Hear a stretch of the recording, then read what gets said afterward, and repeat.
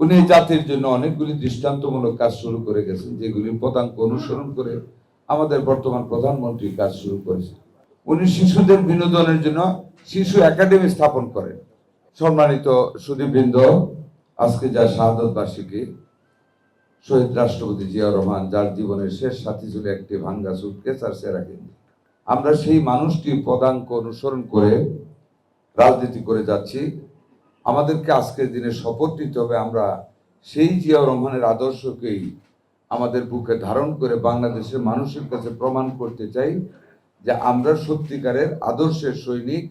আমরা ওনার চারিত্রিক বৈশিষ্ট্যকে যেভাবে আমাদের বর্তমান মাননীয় প্রধানমন্ত্রী জনাব তারেক রহমান ধারণ করেন এবং সেই ধারাবাহিকতাকে বজায় রাখার জন্য যেভাবে উনি আমাদেরকে উপদেশ দিয়ে যাচ্ছেন, অনুপ্রেরণা দিয়ে যাচ্ছেন, সেইভাবে যেন আমরা কাজ করতে পারি। আজকের দিনে শহীদ রাষ্ট্রপতি জিয়াউর রহমানের এই শাহাদত বার্ষিকীতে আমাদের সেই শপথ নিতে হবে। সম্মানিত সুধীবৃন্দ, ওনার স্মৃতিচারণ করতে গিয়ে আমি একটি কথা আপনাদেরকে বলবো। আপনারা অনেকেই জানেন আমি একটা বিদেশি ব্যাংকের, ওয়ার্ল্ড ব্যাংকের চাকরি ছেড়ে দিয়ে অধিক বেতন, যেহেতু একটি বিদেশি ব্যাংকে চাকরি নিয়েছিলাম 1977-এ। I joined there on 2nd December 1977, Bank of Credit and Commerce International Overseas Limited, that was registered in Grand Yemen, owned by Nahia on Abu Dhabi and managed by Aga Hassan Abedi, a renowned banker of this subcontinent, who was the MD of the then United Bank Limited of Pakistan. যাক,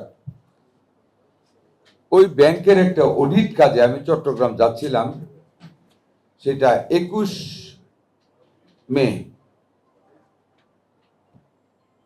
domestic ফ্লাইটে। আমার সাথে ছিল আমাদের south এশিয়ার chief reconciliator ব্যাংকের doctor Sudhir Birendra from India. দুইজন যাচ্ছি।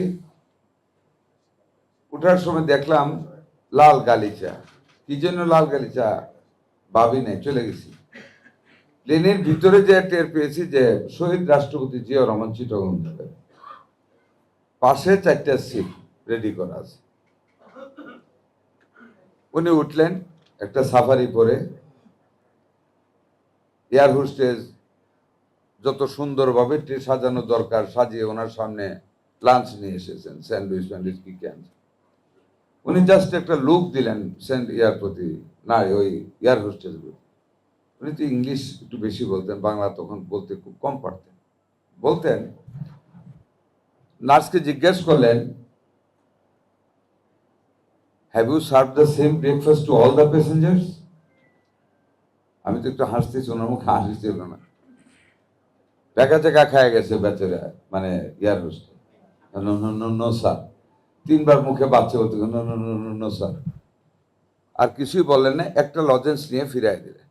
আর ক্যাপ্টেন হালিম সাহেব ছিলেন ওনার সাথে, ওনার সামরিক ছিলেন, তারাও একটা লজেন্স নিয়ে ফিরাই দিলেন। What message he delivered.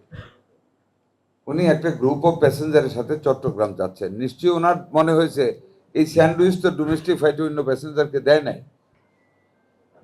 নিশ্চয়ই একটা লজেন্সই দিয়েছে আর 1 কাপ চা। ওই একটা লজেন্সই উনি নিলেন। That was the belongingness of his mentality to other passengers. এই যে মানুষের প্রতি সমতাবোধ, মানুষকে ইজ্জত করা, নিজকে বিলিয়ে দেওয়া, যে আমিও তোমাদের মতন একজন মানুষ, so what, I am the president, ওইটা উনি বুঝতে চান। That was late Ziaur Rahman. উনি জাতির জন্য অনেকগুলি দৃষ্টান্তমূলক কাজ শুরু করে গেছেন, যেগুলির পদাঙ্ক অনুসরণ করে আমাদের বর্তমান প্রধানমন্ত্রী কাজ শুরু করেছেন।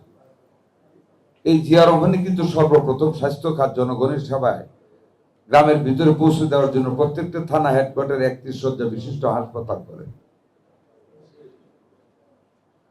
হি ওয়াজ দ্য পায়োনিয়ার। উনি দেশকে খাদ্যের স্বয়ং সম্পূর্ণ করার জন্য খাল নির্মাণ কর্মসূচি আরম্ভ করেন। উনি শিশুদের বিনোদনের জন্য শিশু একাডেমি স্থাপন করেন।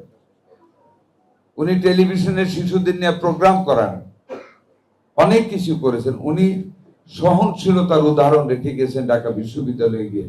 Being a president, after being hitted by the shoes with the bloodshed from the forehead, he did not go for any action. That is the patience, that is the quality of a leader. আর সেই কারণে উনি একটা বিশাল রাজনৈতিক দল সৃষ্টি করে যেতে পেরেছেন, যেটার কোনো শেষ নাই, শুধু বৃদ্ধি আছে, সম্প্রসারণ হচ্ছে। আপনারা সবাই আমরা এটার অংশ।